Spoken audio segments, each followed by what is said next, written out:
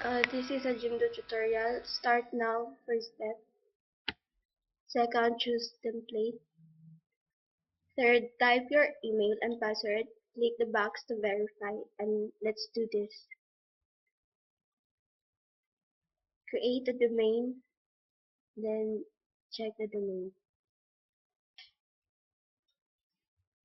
Insert the title.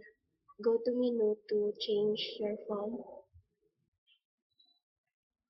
Click design. You can see style, background, and anything you want to change.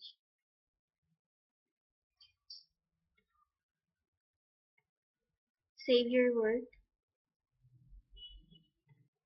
Click to add picture. Don't forget to click save always. Thanks for watching.